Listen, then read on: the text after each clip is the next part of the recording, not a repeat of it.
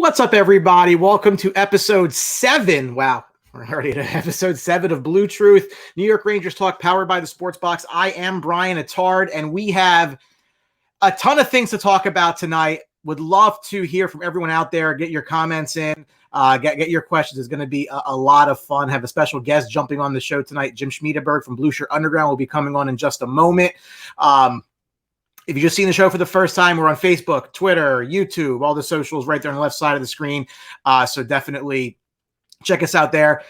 First bit of news, obviously, just the breaking news of the night is the schedule just came out. Rangers will open the season on the road against the Washington Capitals on the 13th. And, of course, the NHL likes to screw the Rangers. The home opener 24 hours later on the 14th against the Dallas Stars.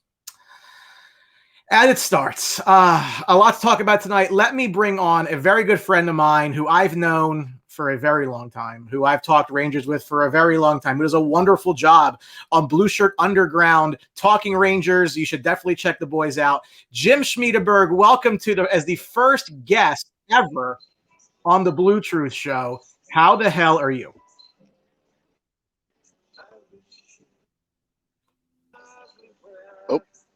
Nope. How are you? You're good. How are you? Okay. I hear you just fine.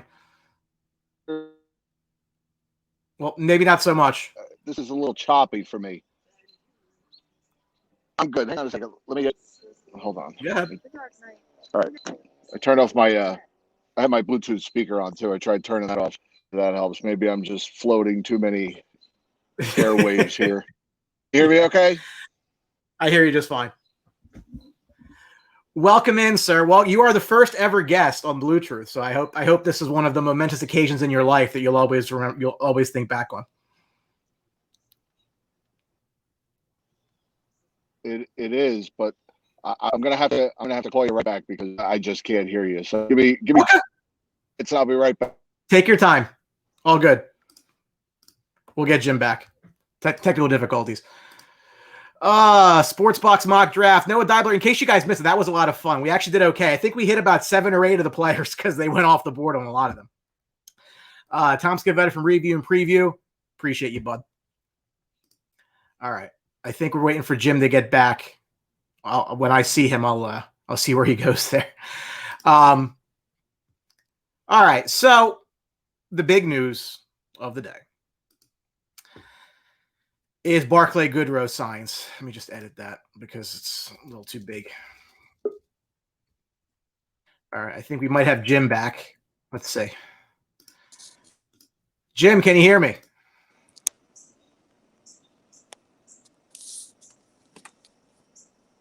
Jim, can you hear me? Yes, I can, but I can't see you. Well, that's weird. How about now? What's up, you handsome devil? How are you? How the hell are you? I'm a little thrown off by this Ranger logo that my face is in because I feel like I have to keep. There we go. I'm not in it. Yeah, I'm noticing it's zooming in a little too much on me. Actually, I'm trying to. This is the first time I get a chance to use it, so I'll have to play with that a little bit. How are you? Plus there we go. How are you? Tell me what's going through your head on a day like today when we make big signings of fourth line players to big money and everything else going on right now with this team. I'm kind of back to how I felt during the Glenn Sather years. Oh God, what are they going to do? How are they going to mess this up? I have no faith right now in this organization. As I've said before, I'm really thrown off by this, but I'm sorry. I'm just trying to story of my life. That's all right. You look good. So, still trying to figure out what they're going to do. And, I'm not convinced that they're in it. I don't know. I don't trust them right now. I don't trust them. I think that's my problem. AD and Gordon, I felt like we caught him flirt. Trust them. Well, so the news of the day, obviously, is Barclay Goodrow does sign the much rumored deal, 6 years with a $3.6 million AAV. we're saved. But here's the hard part for me, right? It's not so much it's a long term for him. Yeah, it is. It's not so much it's a lot of money for him. Yeah, it is. The problem for me, and I don't know why he gets a no trade clause of all things, but we talk about like, oh, Jacob Trouba makes $8 million a year. What's Adam Fox going to ask for? And it's a very good question to ask. Isn't every Tom, Dick, and Harry that the Rangers offer a contract to going to demand term money and a no trade clause now? If Barclay Goodrow, who scored 6 goals last year, gets a no trade clause, then everybody gets a no trade clause. Right. It's like the Oprah meme, right? You get one and you get one. It just seems like the precedent being set is very bad. Yeah, and I mean, I guess, you know, I didn't fully understand when I first heard this deal was coming, why it was so important to get this guy for 6 years. But I guess the AAV isn't bad, and of course, Ranger fans automatically their first mind goes to, well, we'll just buy him out, because do the Rangers ever get to the end of one of these contracts?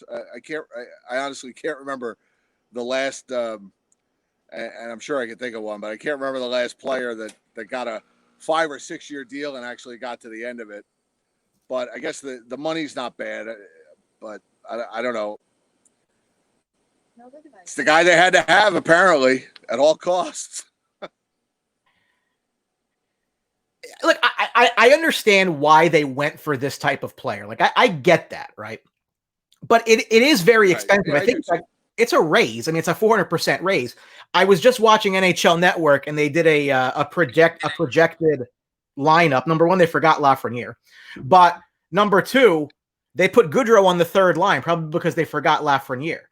If the wingers are the wingers, and he's going to play wing, he's on the fourth line. There's nowhere else for him to play. Right. So, do you start paying $3.6 million a year? What was your what was going through your head when you saw that number in that term? I'm sorry, you're breaking up. What was going through your head when you saw that number in that term? You can't really feel that good about it. Oh, I lost you. Can you hear me okay? Yeah, now I can. Okay. I don't know what's going on. It's just technology. I don't know if it's StreamYard or what, but they seem to be there's something going on. Something ain't right. You're a little better now. So I'm closer. Hopefully, I don't know. I'm only like 15 feet from my router, and I have good internet here. So yeah, no, I don't know what's going on. You're fine. Do you have concern now that this sets this precedent?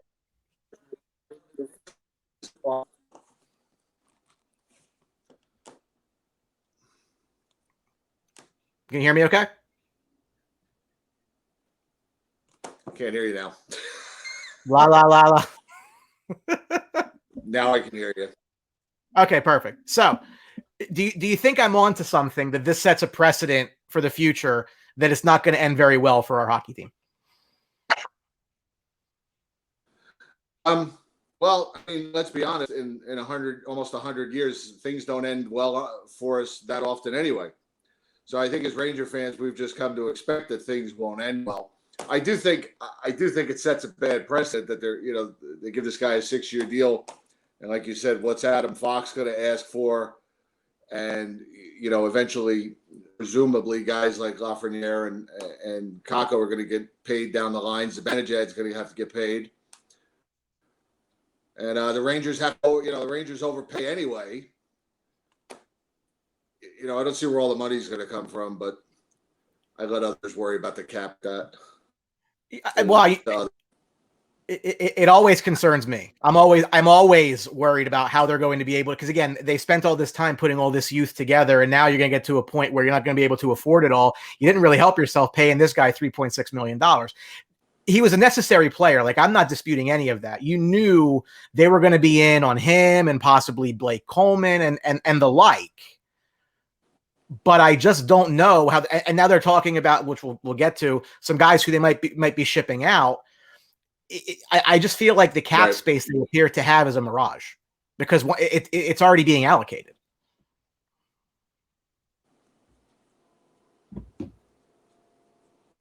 can't hear you again.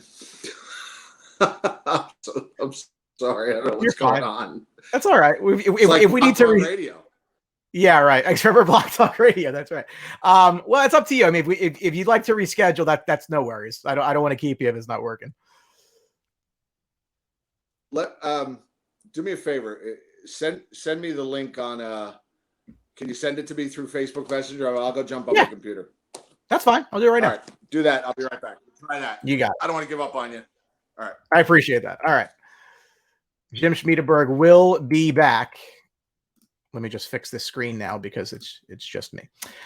So Jim will be back with us. Jonathan, no trades better than no movement clause. Yes, I agree. I'm not disputing that. But I just feel as though, like I said, the problem that you're going to run into is if you give it to this guy, you got to give it to everybody else. And everybody else who's more important than him and better than him and does more than him is going to say, well, you gave this to him. Why don't I get one? The guys who actually score goals, when Vitaly Kravtsov's up for a deal, isn't he going to bring this up and say, well, you paid Barclay Goodrow this. What about me? It just creates that environment where it's can you top this? And we know that sports contracts are like that. It's always, can you top this? So when you start giving these fringe benefits around to players, the wrong players, it can be a bit of a problem. Kevin says, will the new TV contracts add a big number for all the teams in the NHL? Not anytime soon, because they have to bring back all the money they lost in these 2 COVID years. The cap's 81.5. It's going to be flat for a while because of all this escrow and all of this back dollars that they have to go back and get now and pay for. You know, they didn't see a cap drop. They didn't see their salaries reduced, and because they figured, hey, we're just going to work our way through it. And at some point, the cap will go up. Nobody seems to know when. And you know, the NHL owners are very more concerned, hey, we're going to leave this cap exactly where it is because we have that cost certainty. And you saw the way Seattle drafted to keep their cap number down. So it's a fair question. Alec, I know you hear every week. The no trade clause in a contract hamstrings the team so much. You think if Kreider didn't have one, he'd not be a serious piece in trade talks right now? Very possibly. And that's exactly why the names that are being thrown around are the ones that don't have a no trade clause. So I understand that entirely, and I agree. I don't mind giving a no trade clause to players that you have no interest in trading. It's what it is. And really, if you want to get technical about it, I think Barclay Goodrow's contract is its own no trade clause. I don't think anyone's going to go trade for this guy making the money that he's making. So it's a lot. Look, I'm going to enjoy having the player. Don't get me wrong on that. I mean, I'm sure he's going to do his job. And I think it is going to be a 4th line. As Kevin asked the question, do they plan to have him on the 4th line? Or do they know a top 6 winger is going in a trade for a center and this bumps him up? Yeah, but where's a Morgan Barron go then? I mean, they have other players too. You know, Will Cooley is a physical edge type player. As Jim gets back on, I will bring him back and see if we get a better connection this time around. Let's see. How you sound? Can you hear me? Yes, now I can. Hang on. And you sound great. Oh, well, thanks. Yeah, well, then I got into the studio and my headset wouldn't connect my headset for some reason. Gotta love technology. So hold on. Go ahead. Now I feel like Kilroy was here. There you go. Yeah, this is the first time I'm using this double screen. I may have to figure it out a little better because it does cut off a little bit. Shows my best feature, my eyes. What's up? I'm back. I can hear you fine now. Wonderful. That's fantastic. Maybe I don't know. Maybe this doesn't work real well on mobile. I don't know. Be Live, we have same problem with people sometimes on mobile. So what are you gonna do? So anyway, I see the schedule. I just saw the schedule briefly before I jumped in here with you. But I couldn't find the schedule. Wasn't up on the Rangers app because why would it be? Of course. But they opened the season the 13th or something like that. It's on the screen. It would help if I looked at the screen. They're in Washington on the 13th, and they come back on the 14th with the home opener against Dallas. And I saw that they're going to play the Kraken the end of October in Seattle. Halloween night in Seattle. Cool. I just found that's the old Key Arena. I didn't know that. I thought they actually built something. They just renovated the old building. I thought it was a brand new arena. Nah, they renovated the climate pledge or something like that. Whatever they're calling it. Yeah, but they literally renovated the old Key Arena where the Sonics played. Oh, I did not know that. Learn something every day. I saw something. All I saw was a press release on it, or maybe something they posted on the website that they're going to be home for the last 10 out of 14 games or something like that. Yeah, the Islanders actually open up, I think, 13 straight on the road. Good. Their home opener's not until November the 20th. Who cares? Seriously, screw them. Well, there's such a big draw. Right. 78 people that go to see the Islanders on the road. Wait till they find out it wasn't the building, it was always the fan base. It was why they couldn't fill the Coliseum. You can always tell the Islander fans are the ones in cargo pants sneaking in like their bags of Fritos so they don't have to buy food. And, they've all got flasks in their back pocket. Right. Where are you on Jack Eichel? So he's back in the headlines, and with the draft tomorrow night, this could come to a head very quickly. Larry Brooks reported today, who's very well connected, as you so astutely noticed very well early in this process, where you said now that he's back. Slats is back in the saddle. All of a sudden Larry Brooks is breaking news on Twitter. Right. He reports that the Rangers have not gotten the medicals on Eichel as of yet. So you would think if you're going to make this kind of an investment, you'd want to get his neck checked out. Not that it's a serious problem, but you want to know how it's going. Right. Are you in on Eichel? Are you out on Eichel? Where are you right now? I don't. The Rangers do not have a good history with bringing in guys who have had major health issues, bringing them in and just hoping that it all works out. The first two that come to mind are Eric Lindros and Pavel Bure.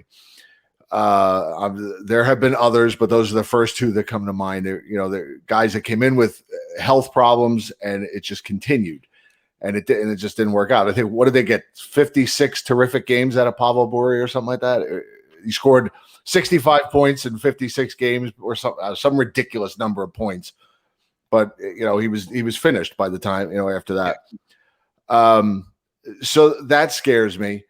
You're talking about a 24-year-old guy who, if I'm not mistaken, had some health issues before this, right? Well, it's funny you mentioned that. So I went back and I was looking at, his games played and stuff, because everyone's like, oh, well, he's injury prone, he's this and he's that, and nothing really stood out to me as far as games played. So he started playing in 15-16, only missed one game.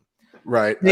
I just pulled it up too. So 61, 67, 77, 68, and 68 was in a shortened season last year, or the year before, COVID year, the bubble year. And then 21 last year, obviously he missed quite a bit of time. Also probably didn't want to play in Buffalo. Who does? And 68, they didn't play many more games than that, right? I think that was about all most teams played in the shortened season. Yeah.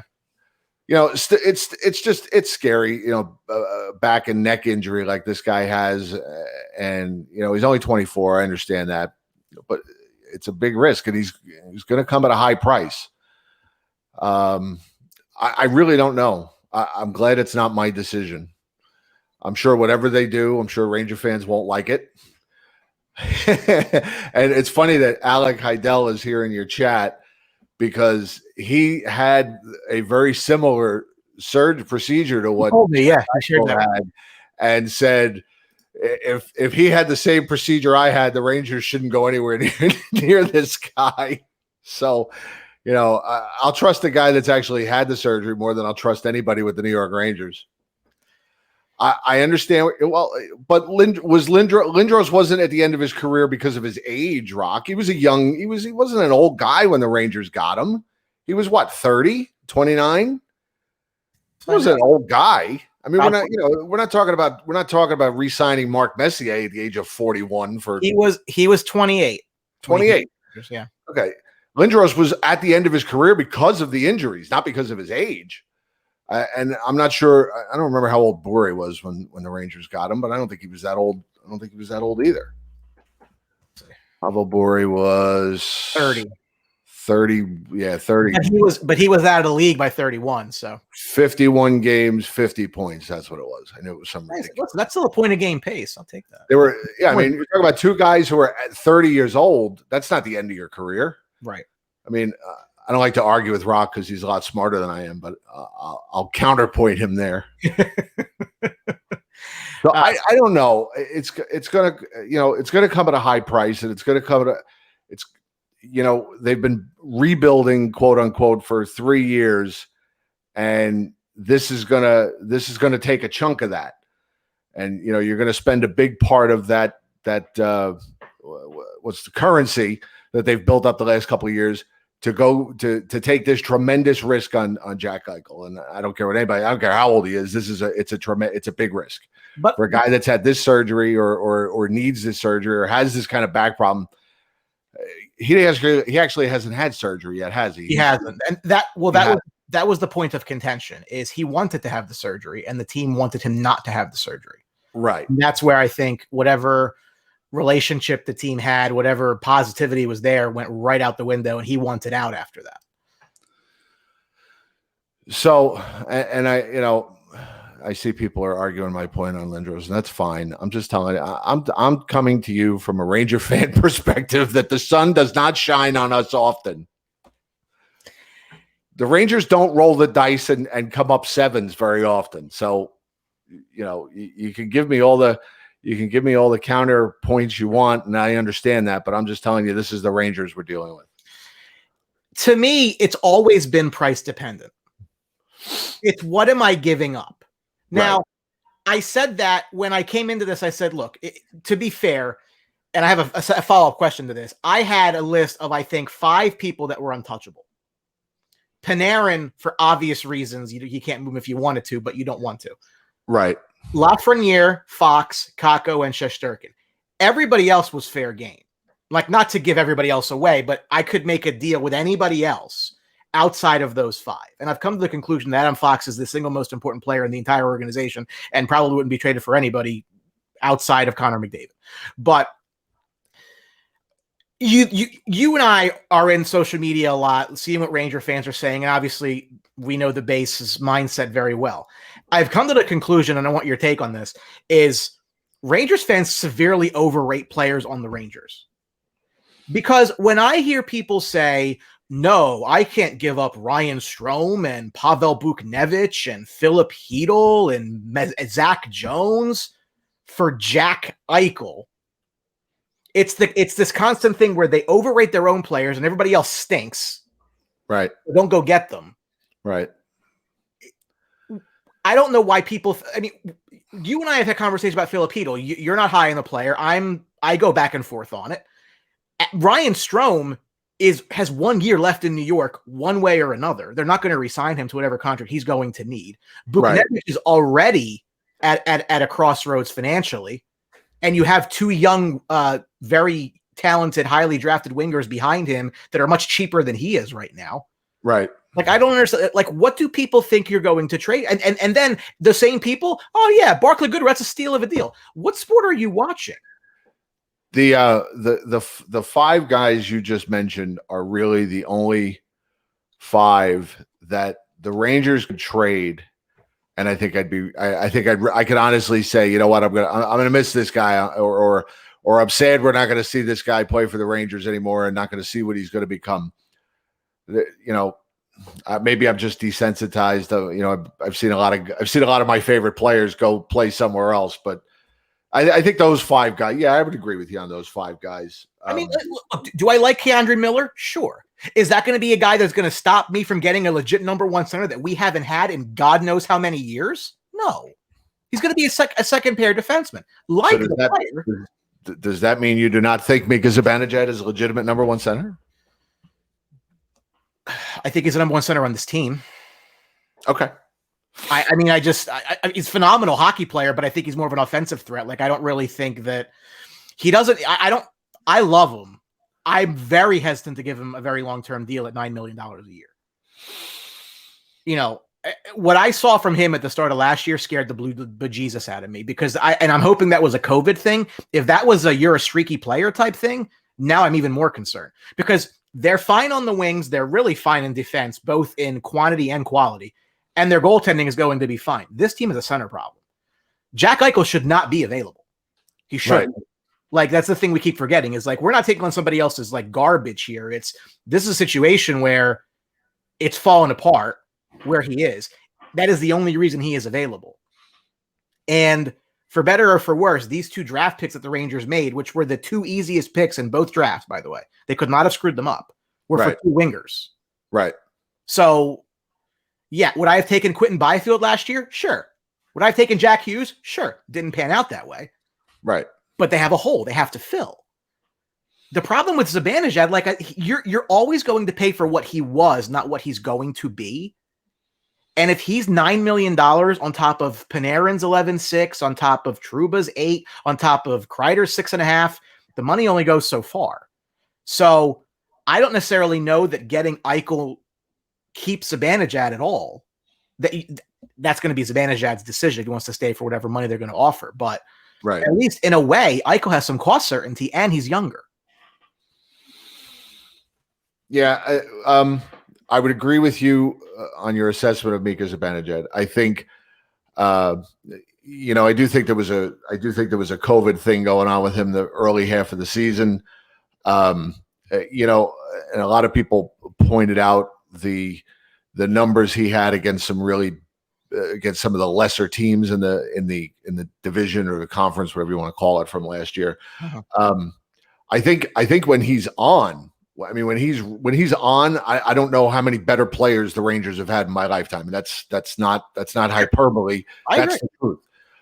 Because when he's on, I mean, he's just incredible. I mean, we've seen it. But there again, there were some stretches this year that were what's the word I'm looking for? Concerning, I guess, would be the word I'd use. So, yeah, I would agree. Is he a number 1 center? He's the number 1 center on the Rangers right now. Is he a top 30 center in the league? Yeah, of course. But I wouldn't say he's not a legit superstar player. Like, if you start naming superstar players, I think you name a lot of guys before you get to him, which is not a shot at him at all. Right. It's not me, like, bad mouthing Zibanejad. I love having Zibanejad. I think that, and it's one of the 5 best trades this organization has made. 100%. I mean, and they would be so far in a way worse off without him. But again, it's that next deal's going to hurt, no matter how you slice it. Right. So I don't know. And Alex said, too many players, too play fans fall in love. Excuse me. Bless you. Thank you. Rock says, who's better, Mika or Stefan in their primes? I think it's still Mika Zibanejad. I mean, Stepan fell off a cliff shortly after he left New York, but is that Stepan or Steven?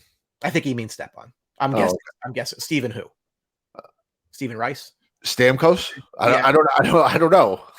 Because I wouldn't imagine somebody comparing Zibanejad to Stepan. Well, it's the centers that they've had. I mean, this team's always been burnt at that position. You remember when they went and gave big money to Gomez and Drury, it was Dubinsky that centered Jaromir Jagr. Right. Like, you just can't win. So I don't think they got Zibanejad thinking he was going to become a number 1 center. They probably figured he'd be a second-line guy. And when they got Marian Gaborik, Eric Christensen was his center. Right. That's just crazy. I could spend hours just talking about stupid names this team has had. Freddie Sjustrom. Alex says, pick your health poison. Mika in his concussion history or Eichel in his next situation. I just think the injury history on him is just overblown. I just think people are looking for a reason that they want to be negative about it. And it's, again, the same people who say $3.6 million for 6 years for a 4th-line winger who scored 6 goals last year is fine. But God forbid you pay $10 million a year to a legitimate superstar center who's no business being available right now. Right. And again, if they get the medicals, they think it's going to be fine. And people forget this, right? If he has a problem again and misses time, that money comes off your cap anyway. Like, yeah, it's not ideal. It just depends what you're giving up. Right. But I look at this roster. Strome is more than available and should be more than available. And as much as I like Buchnevich, again, you have a 2nd overall pick and a 9th overall pick behind him on the depth chart who are cheaper. Like money's money. If he wants $6 million a year, I mean, do you really see Taylor Hall just signed for $6 million a year? So like, what do you want?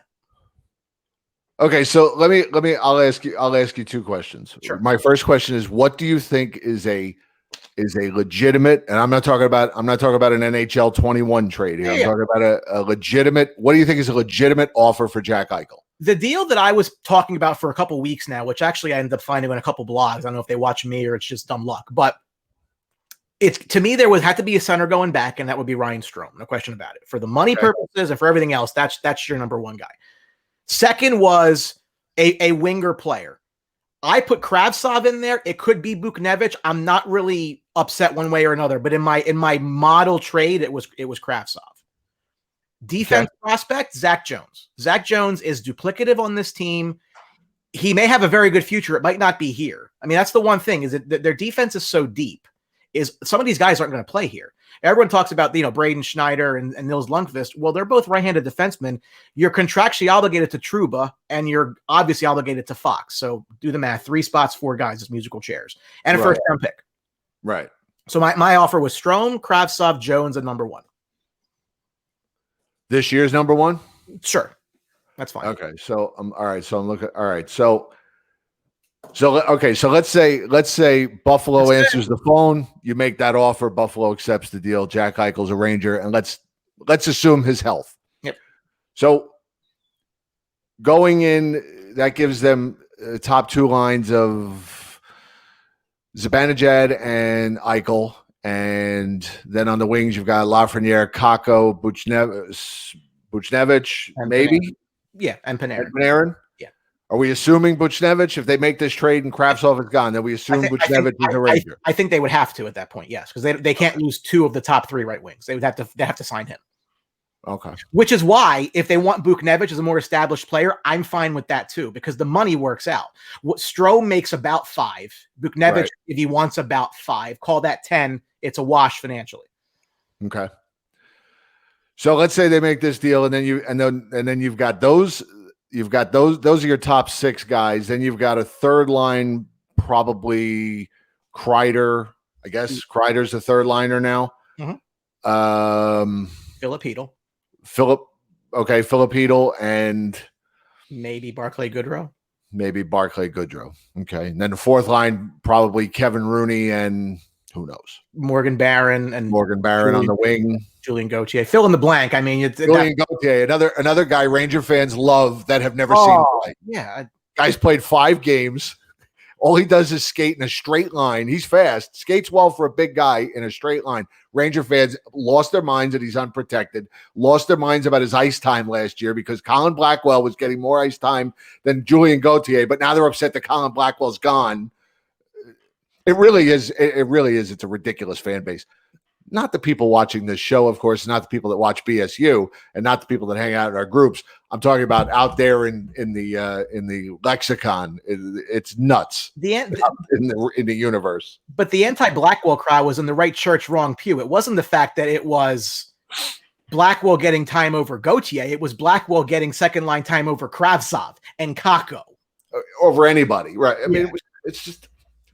That's why I said the other day, I can't wait until this fan base goes nuts over Goodrow having too much or too little ice time. But that's, again, that's going to cause its own set of problems eventually. Like, I'm trying not to think about that because I know they needed that kind of a player. Like, I'm not disputing their need for that kind of a player. I think Barron could have been something like that on his own. And I forget who it was that made a really good point is guys like Goodrow are great when you find them and pay them $900,000 because you develop them, not when you pay them 3.6 for 6 years. Right. Like this, like it just it's not Bobby Holik, but it just feels like, what are you doing? Guys like that are great when you find them for $900,000, like they did with Kevin Rooney last year. I think, Colin Blackwell and Blackwell. And everybody was up in arms that the Rangers were going to trade for Mark Giordano, and the media had you believing that was a done deal. And then there's Giordano on stage in Seattle in his Kraken jersey, and I'm like, well, they're not trading him now. Well, Sean has been just obliterating the beat writers on Twitter because he's like, you guys don't know shit, clearly.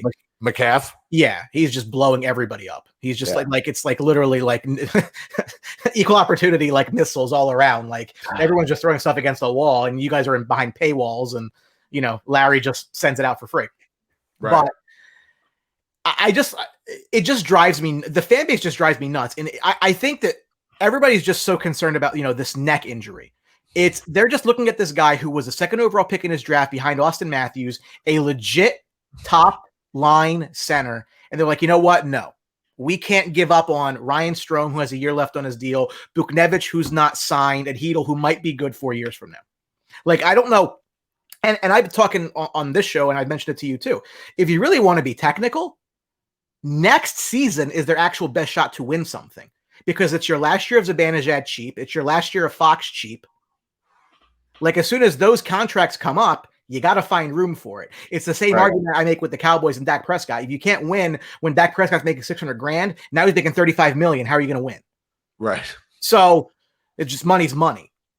It becomes Eichel was behind Austin Matthews, wasn't he? I might have to test. I honestly don't remember. I'm going to have to look now. Eichel was behind McDavid. I take it back. You are correct. I stand corrected. Who the hell was behind Matthews? Oh, Line was behind Matthews. That's right. All right, Rock, you got me. +1 for you. Isn't it great when you have a chat room that can constantly correct you when you're wrong? It's actually helpful, because then I can obviously give correct information to the people that are watching. The minute you say something wrong, there's 10 people in the chat. You got it wrong. You got it wrong. I'm wrong all the time. It's actually remarkable how wrong I am. But Nick Middleton scored 32 goals in 1977. You were wrong. You were wrong. I don't know. I'm if I'm keeping those players that I outlined that I feel are untouchable, I don't think anybody else is going to get in my way here, because this player should not be available. He only is because of really poor ownership, frankly. Right. No, it's absolutely true. And people just lose their minds over I made this point on Twitter. The fact that we were having months-long discussions about what fourth line / borderline professional hockey player we had to protect as the seventh guy, we were set up very well for this. I don't think any other team in the league was set up as well for the Seattle draft than the Rangers were, because everybody who was anybody was protected or exempt. Pretty much, yeah. And, again, they lost none, Rock. What do you say? How many goals did Ken Hodge score? The answer is none. Yeah. Now, he had a couple as a Ranger, but James said he thought Gauthier got traded. Well, that was a rumor the other day. Kevin said, be fair, Panarin said he wanted Blackwell on his wing. Yeah, that's fine. And you know what? Maybe that's a David Quinn problem for not prioritizing the actual development of his players, because that's what you were there to do, was develop the players, not try to win something, because you're never going to do that. Ken Hodge had 23 goals as a Ranger, Rock. Did you agree with the Rooney protection? Yeah, I was fine with it. As you know, I kind of looked. I know Blackwell had a breakout season last year, but I looked at them as very similar type players. And Rooney being a center, and if he's going to be the anchor man of this new fourth line under the great Gerard Gallant, who is going to bring us multiple cups, according to what I've been told. I was fine with it. Like I said, you need guys like that. Somebody had to. I'm not all worked up about them losing Colin Blackwell. Nice player, had a nice season, but who knows if he's ever going to replicate that. So it's fine. It is what it is. But the fact that it was going to be Blackwell, Rooney, or Gauthier means they were set up well for it. They brought these guys in specifically to leave exposed. Right. We sit here and we talk about Ryan Strome being a Panarin product. You and I are on the same page with that. So then Blackwell goes and scores 10 some odd goals playing with Barclay Panarin. All of a sudden he's the second coming and we can't let him go. Right. Well, you remember how upset the fan base was when Oscar Lindbergh left for Las Vegas? For weeks. How are we ever for 2 years? How will we ever recover from this bottom six player not being here anymore? Is he even still he's not in the league anymore? No, he's not. Overseas? As far as I know. And think of some of the guys Vegas got, like the Riley Smiths of the world and the Jonathan Marchessaults of the world, and all these, and Shea Theodore, because they wouldn't, that Minnesota had to protect this player or that player, whatever it was, or I think it was Anaheim. They became a Cup Finals team with good coaching, by the way, which I'm looking forward to. But I look at Seattle's team. They drafted the other night. By the way, the broadcast was a farce. That was terrible. Oh yeah, it was awful. I was watching it. I just wanted to. All the people that were clamoring were the people that were so excited that ESPN was bringing back hockey, all because of that stupid theme song. I think that was the main reason. I do like the theme song. I'm not it is a great theme song, but their presentation was never great. They were never a priority on ESPN, and the broadcast was horrible last night. You have a guy like Kevin Weeks, who is one of the best. I mean, there's a reason why this guy's on he's on in Canada, and he's on TSN in Canada, and he was on NBC because he's one of the best. And they've got him out throwing fish, pulling Nate. That was the best they could come up with for him. I mean, come on, that was ridiculous. It was bad. It was just bad. And the funny thing is, I think they knew it was going to be bad, so they started leaking on social media. Oh, you got to watch for all the trades they're going to make. We know you know who the players are because you have internet access, but you got to watch for the trades they're going to make. Yeah. Yeah, it was. Dennis said ESPN's going to ruin hockey. I don't necessarily disagree. Liz said it was so boring, and I could not. But, the NHL's part to blame too. Wasn't there anybody in a room at the NHL that said, maybe an expansion draft really isn't that exciting? A bunch of players that nobody, it's not like watching the NFL draft. I mean, we're essentially making a 3-hour event out of players that other teams didn't want, and they're picking the best of the discards. And we're making a 3-hour event of it. Macklemore, are you freaking kidding me? Marshawn Lynch was like, "Yo, bro, I don't know how to say your name. This is this guy." I saw a great tweet last night that said, with a picture of Macklemore, that said, "Whose Puerto Rican uncle is this?" It was wild. It was just so terrible. And first of all, by the way, I don't know. I thought the team they drafted was god awful. I really didn't understand half of the players that Ron Francis picked, and I don't know what his qualifications were to be the general manager of that team. But I was very underwhelmed by the players. Yeah. Well, they got Colin Blackwell to build around, and Jordan Eberle, who did the Islanders a favor, by the way, because that's another $5 million of space they're going to have. Yeah, I know. Justin called the Carolina Panthers. It was so funny because then the Hurricanes and Panthers were playing back and forth on Twitter about it. It was just like you can't do this any worse than you did. I'm not look tomorrow night's going to probably be a disaster having the draft on ESPN, but whatever. Listen, if it creates more money for my team to spend on players, then it's fine. Because everybody keeps forgetting about this. Like when everybody wants to like dump on Trouba for the $8 million a year deal. Number one, the team signed him to that. And that guy who signed him here is not here anymore. But you signed that guy to an $8 million a year deal, thinking the cap's going to go up. You give Panarin 11.6 because the cap's supposed to go up. Right. And it didn't happen that way. Well, global pandemic. Listen, we still got Lafreniere. It's fine. But the point is, like, it is what it is. Everybody wants to just bash. They hate certain players. And I know that Kreider gets a lot of hate, and some of that's warranted. I mean, we talk about Zibanejad being streaky last year, and all of you just all you ever see out of Chris Kreider because he's hot for a week and he's dead for 2. Right. Well, I wanted when the trade deadline came up a couple of years ago, and then I wanted him traded. I'd seen enough. I knew he was, you could just see he was never going to be anything more than he was, and for whatever reason they decided to sign him. And I don't understand. It's another thing I don't understand about this fan base. That wants to give him the captaincy just because he's the oldest. Why? Because he's the oldest guy on the team. I mean, what leadership do you see out of this guy? How can you hand the captaincy to a guy who disappears for weeks on end? Weeks. Mm-hmm. And I'm not talking about just on the stat sheet. I'm talking about watch his game. When he's off, he's completely disengaged. He's nowhere. I mean, there'll be games where Sam doesn't mention his name. Yep. Doesn't mention his name. And it's not because he forgot it. No, that's absolutely right. And if he does it because I'm sorry, that was Kako. Like, right. It's because he's completely disengaged from the game, and it goes on for weeks. And all of a sudden, he scores 3 goals, and everybody goes crazy. Give him the C. He's great. And I just think we've seen it. I've seen enough. I've seen everything Chris Kreider is going to be. And look, when they signed him, they didn't know they were going to win the draft lottery and get a left wing, right? So like, you can't. Like, if you want to dump on Gorton, like, that's fine. Like, I also wanted him traded because the way the market was at that time, right, obviously was a seller's market. They decided not to take advantage of that. That's neither here nor there. But and my best memory of Chris Kreider will always be when he was drafted in Montreal and literally getting shoved off the stage for trying to talk to him by Rangers PR. Well, that was the year that Montreal had to go get their francophone Louis LeBlanc, right? That was right before the Rangers pick. That was crazy when they drafted him. That place went ballistic. Yeah. And he never panned out. No.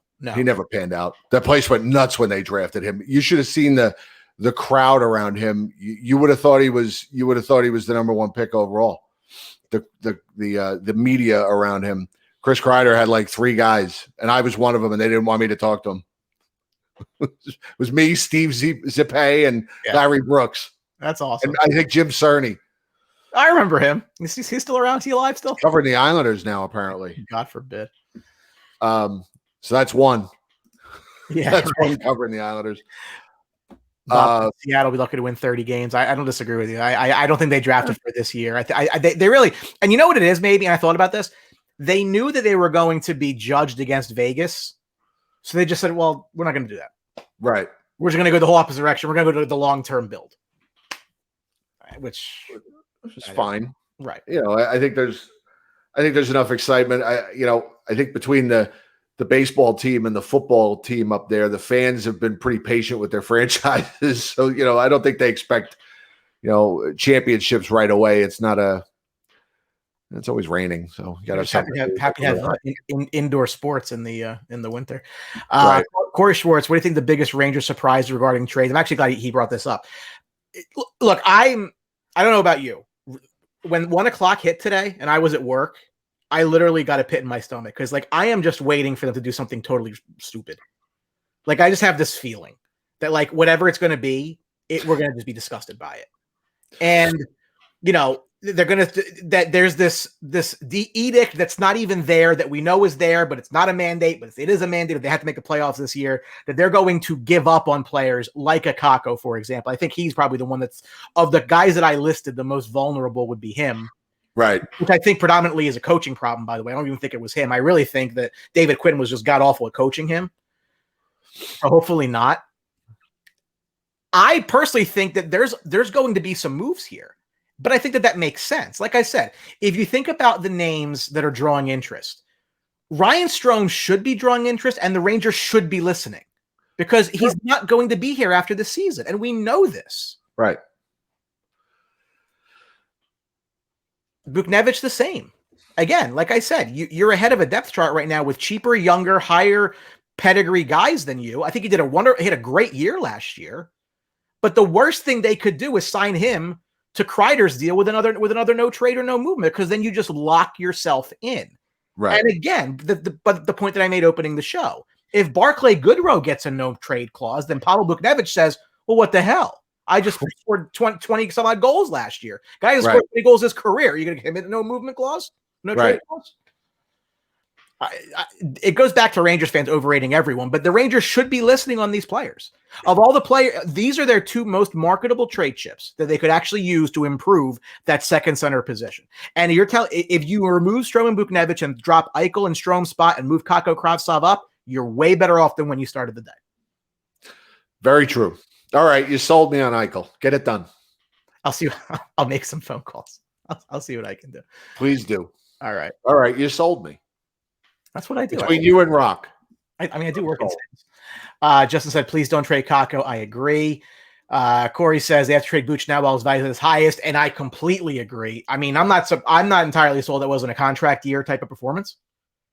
So that means, that might be a sell high for all you investment people that are out there. Bob says if Drury moves Strome to a different team, the Eichel deal dies. I don't know about that at all. I don't think that at all. I think I think if they move Strome if they move Strome somewhere else, I think it means the Eichel deal's on because they have a center.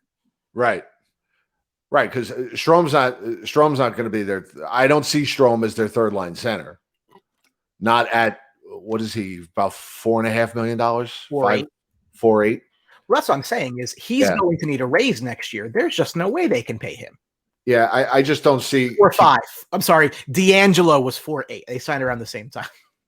That worked out well. Yeah, I can't see Strome being on the team to be a third line center if they make the Eichel deal. All right. Well, you're getting this. You've sold me on Eichel, so start stitching up his jersey. But he's got to pick a new number. 15. He wore 15. Oh, you're going to give him Anders Hedberg's number, one of my favorite all-time Rangers, my number 2. You're going to give him number 15, Tanner Glass. He's not retired. I mean, he's got big shoes to fill for Tanner Glass. 15, I think, was Eichel's first number. I think. Yeah. So give him 91 or something. It's funny. Funny story about that. I remember when Eddie was all about Evgeny Grachev. Yes, loved Evgeny Grachev. The Russian rifle. I had bought this Marcus Naslund jersey for $50 on clearance with the expectation that I would then take and put Grachev on. Never materialized. And then Brad Richards signed and decided to change his number to 19 just to piss me off. Right. So I actually still have it. 91. It's with tags in my closet. Nice. Marcus Naslund, probably the only one ever made. Actually, who the hell bought a Marcus Naslund jersey, right? Rock says, I don't think Buffalo wants Strome and Buch. I think they do, because everyone says, futures and young players. Like, at what point are they going to not have players 5 years down the road? I actually think they want more established guys than futures this time around.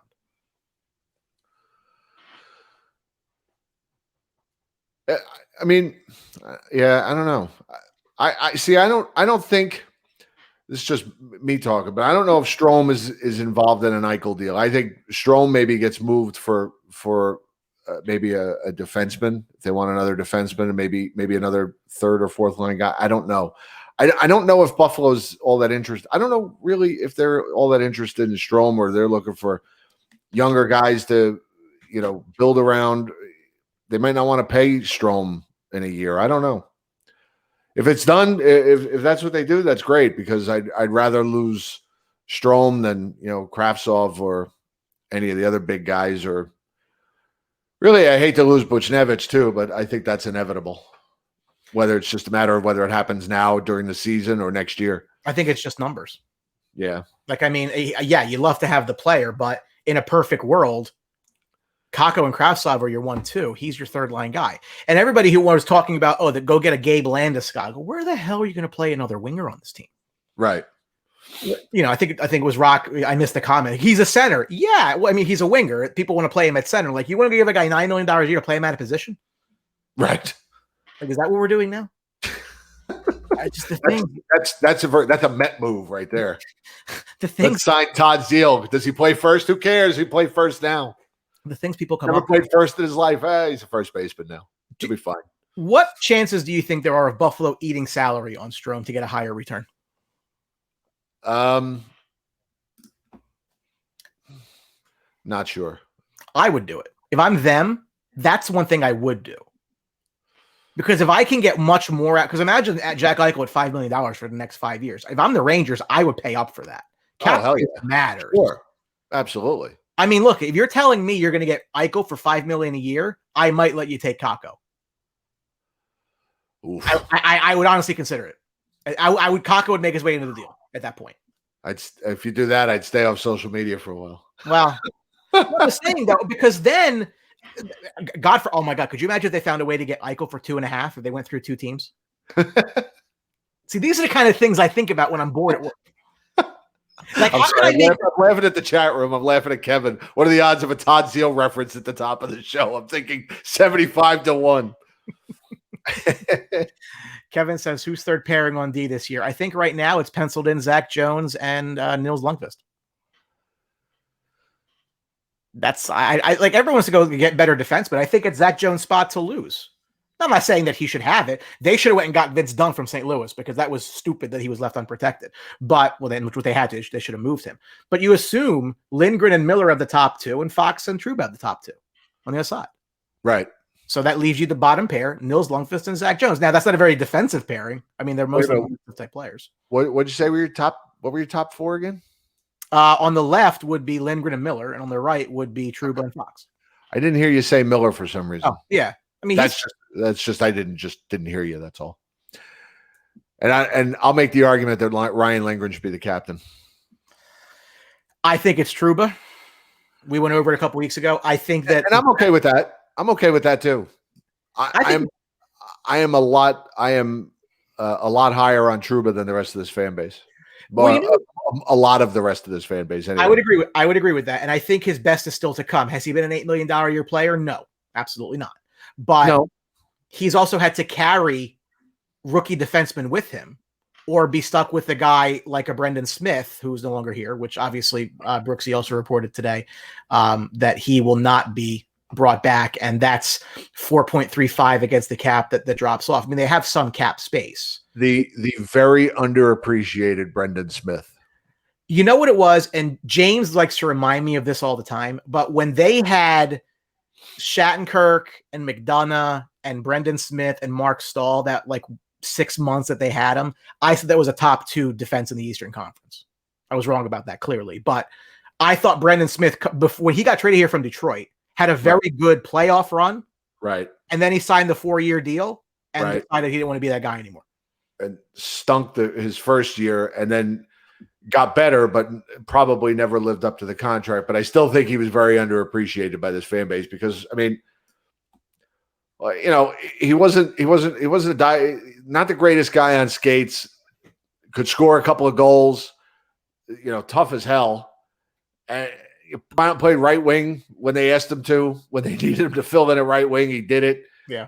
I just think he was underappreciated. This team loves to scapegoat the high paid defenseman. Sure.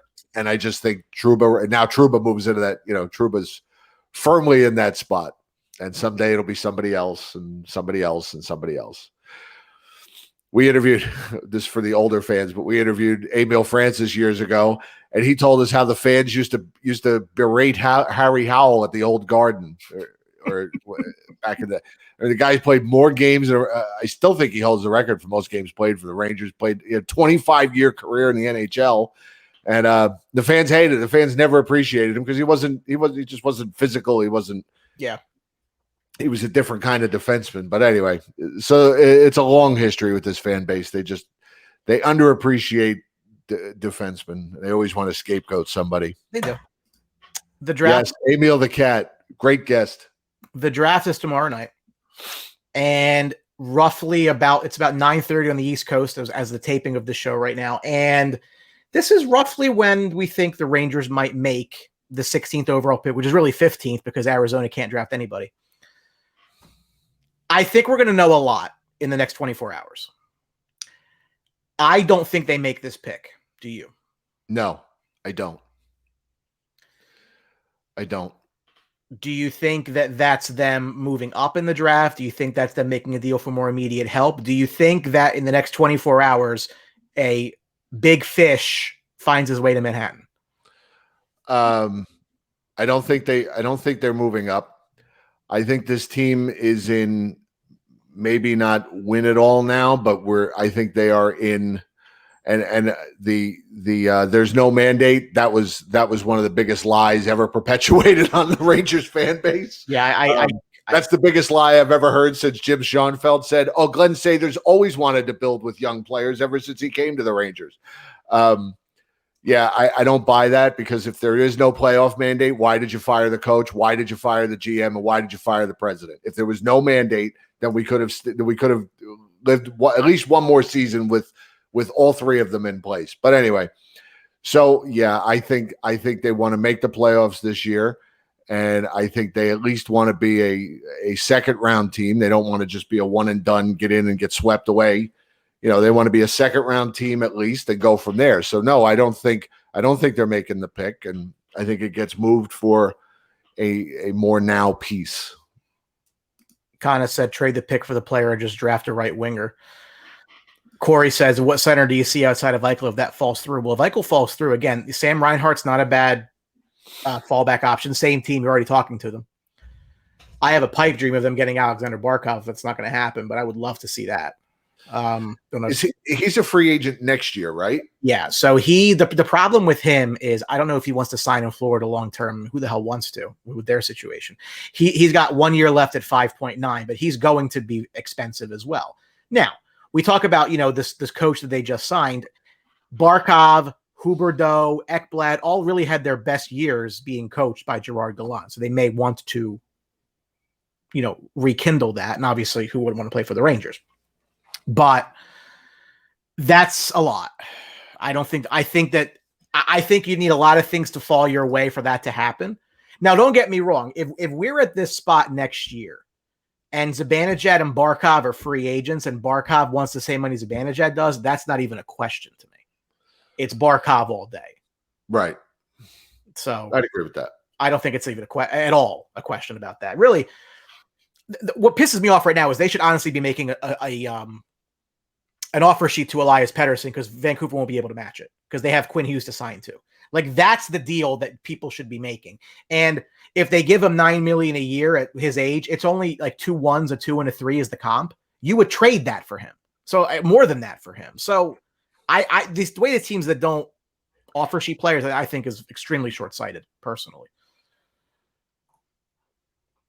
Kevin says Giroux's on the market. He can stay there. It's the last guy the Rangers need, but and Keith Yandel's a free agent. Rangers looking to bring in a veteran. Listen, I mentioned, I said there's been worse ideas.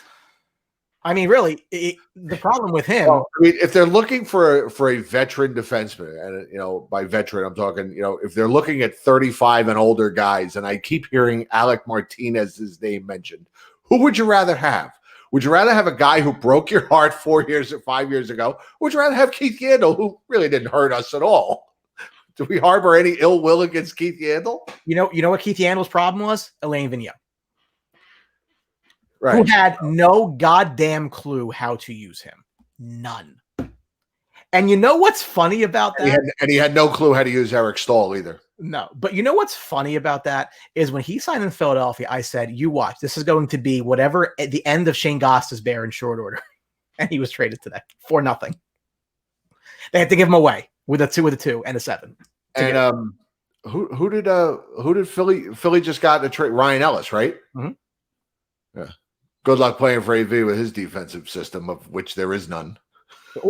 And it's funny, like every time you try to tell the Flyers fans that, you're just haters. No, we lived it. Right. We were there. We saw it. We're telling you from experience. We lived through this.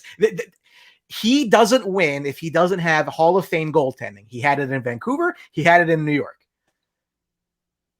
He is Barry Trotz light in that guy wins a bunch of regular season games, does not win in the playoffs. Now, Trotz won a Stanley Cup. You can thank Alex Ovechkin and Evgeny Kuznetsov for that one. Because I brought the name up, actually. Kuznetsov's another center that's available. What are your thoughts? I don't know what kind of cap hit he would have. I don't know what he's thinking now. The interwebs say 4 more years at 7.8. Pretty high. We talk about these numbers being high, but wait till you see what these players sign for. I mean, this is the biggest problem the Rangers have is they're going to have too many guys to sign. And that's why I'm saying, as crazy as this sounds, their actual best chance to win something is next season until the players come off contract. How much would you like to be Adam Fox's agent right now? It's just. But you could retire off his next contract if you were his agent. But here's the thing with him. Like, don't you think he would take less money to stay? Does anybody take less money to play for the Rangers? Adam Fox might. The way he found his way here. It's a family of Rangers fans. He grew up a Rangers fan. Like, this is his dream. He is everything Kevin Shattenkirk was supposed to be times 10. I know. I'm not disagreeing with you, but I don't know. It's, all the things, you think in New York, you think of, endorsements and all the extra money there is to be made by being a star athlete in New York. And, I understand that in hockey, you have to be a super, you have to be another level of superstar in hockey to be a true superstar in New York. Messier and Lundqvist come to mind. And, so maybe there's not as much marketing money to be had for a hockey player like there is for a baseball or football or basketball player. But still, you think of all those things would kind of encourage a guy to want to sign with New York and maybe not hold them up for ransom. But I don't know. It's New York. We'll see. Here's my you would think, you'd like to think that he'd say, I never want to play for anybody but the Rangers. This is the team I grew up loving. I see his brother on Facebook all the time, posted pictures of him and his brother in Rangers jerseys when they were kids. And congrats to my brother Adam and this, and then he living his lifelong dream, but money talks. Here's my read on it. My read is that he would take a hometown discount, but the baseline went up with the Norris Trophy. Right. So Sure. If it was, and Miro Heiskanen's deal in Dallas does no help because I think it was like 8.5 or whatever it was. But say that he was worth 8, maybe he would take 7. Well, now he's worth 10, so now it's going to be 8.5 to 9. Right. And you don't like, you'll pay him that. Don't get me wrong. Like, you don't let him go. They're not going to lose him over money. No. But it does make everything harder on everything else. And again, Jacob Trouba's making $8 million. Is Adam Fox not better than Jacob Trouba? Yeah. Is that more important? Absolutely. Right. So he should make more than Jacob Trouba. Jacob Trouba's problem is they have 2 other kids on the right side of the defense, which both project out to be pretty good in Lundqvist and Schneider. So it's all revisionist history now, and I would make that trade 10 times out of 10, but the on his birthday, Brian Fawley in your chat room. Oh, you think I traded to yeah. On his birthday. On his birthday. That's true. Lou Guerrero, Caps should expect to go up. Yeah, but you don't know when. It will eventually, but you don't know when. They have a lot of money to like recoup. The owners do. And you know that they're cheap as all hell. Right. In the NHL. So, Jim, I appreciate the time that you spent on the Blue Truth show tonight. Can you please tell our viewers who obviously need to know where to find you and Eddie, because that's the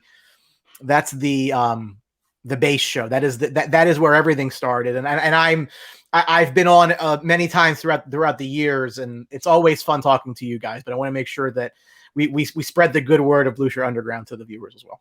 We are on YouTube. You can find us on Facebook. You can check out our Facebook group, Blueshirt Underground. Pretty cool Facebook group. We have a lot of fun in there.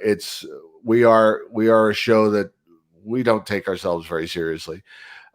We're kind of taking it easy this summer. Usually we're still pretty active during the summer. This summer we're a little fatigued after what went on the last couple weeks of the season. Naturally. So we've had a lighter workload this summer. We'll be getting back into it. Kano, bring back the red wig. That was I told Brian I would not appear in the red wig tonight. That is a BSU exclusive. That's in my contract. They have to you got to go there. I can show you that it's right here, but that's exclusive to BSU. That's in my contract. Anyway, yeah, look for us on YouTube. Subscribe to the show. We have a lot of fun. We don't take ourselves seriously. There's not a lot of advanced stat breakdown or any of that crap. We don't talk about heat maps or glow charts, but we do have fun. We make fun of the broadcast. It's a blast. So come check it out. Thank you for having me, sir. Pleasure's all mine. Pleasure's all on this side of the table. Oh, no. Come on. It was fun. It was fun. Appreciate it. All right. Good night, everybody. Jim Schmiedeberg. So we'll close off tomorrow night, guys. If you're watching the draft tomorrow night, the Sportsbox is doing the first round live. So at Sportsbox Show, which is the network that powers everything I do currently here. So if you have time tomorrow night, you want to hang out with us, go through some of the picks, feel free to find us there. We'll be live. We appreciate all the interaction tonight. Loved having Jim on. I love talking hockey with Jim. I told him that he was like, I value his Rangers view more than like 99% of people. He's like, well, who the hell is the other 1%? And I was like, that's a really good point, because I don't know. I'm just putting a number out of my ass. But again, Blueshirt Underground is awesome. A lot of great people in the group. Shows are great. Make sure you're following and subscribing to their stuff. More Ranger stuff is never a bad thing. So obviously, make sure you follow there. If you're finding us for the first time, if you watch this live tonight, make sure that you like, share. There's the socials right there on the left-hand side. If you watch the replay on YouTube, find us on Facebook, find us on Twitter, follow the social media. We really do appreciate it. I have a lot of fun talking Rangers hockey with you guys. It's only the 7th episode. We're going to be doing a lot more. And I'm just happy that we're able to talk Rangers. Listen, this is what unifies all of us, is the love of this team. And it's an abusive relationship at times, but that's okay. That's what we love. We'll see what tomorrow brings, what the next 24 hours brings for this team, because something tells me, my spider sense is going off, that something massive is going to happen within the next 24 hours for the New York Rangers. And how we're going to feel about it remains to be seen, but we'll be talking about it. So, again, check us out on social media. Make sure that you're following. We'll be posting all the news and all the updates there. Appreciate everybody who watched, interacted. I just so much have fun talking to you guys. And we will catch you on the next episode. Let's hope we have a good 24 hours here, guys. Let's hope that if we make the draft pick, that's a center, for God's sake, because we don't need anything else right now. Better be a center. But something tells me we're not going to make that pick. Let's go Rangers. Let's have a good Friday night.